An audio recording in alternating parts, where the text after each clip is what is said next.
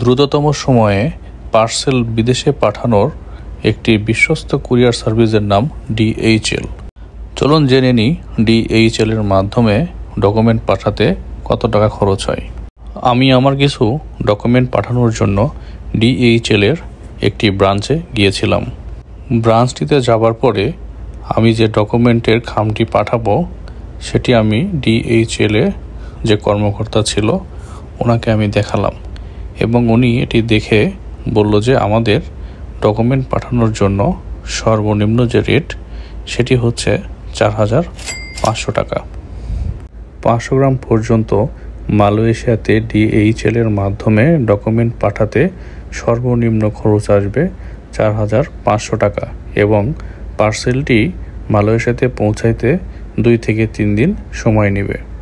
এছাড়া আপনার যদি অন্য কোনো প্রোডাক্ট হয়ে থাকে তাহলে সেটি তারা চেক করে জানাবে যে আপনার কোন ক্যাটাগরিতে রেট কতটুকু আছে, আর সেই রেটটি নির্ধারণ হবে আপনার পার্সেলের ওজনের উপরে এবং ক্যাটাগরির উপরে। আপনি যদি মেডিসিন পাঠান, আপনি যদি কাপড় পাঠান বা বিভিন্ন খাবার পাঠান, এগুলোর রেট আলাদা আলাদা।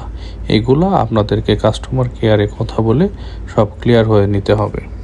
আমি শুধুমাত্র তাদের এই কাস্টমার কেয়ার থেকে একটা পার্সেলে যদি আমি ডকুমেন্ট পাঠাই সেটার শুধু আমি রেটটা জেনে নিয়েছিলাম এবং 500 গ্রাম পর্যন্ত আপনি ডকুমেন্ট পাঠাইলে সেক্ষেত্রে আপনাকে 4,500 টাকা পেমেন্ট করতে হবে।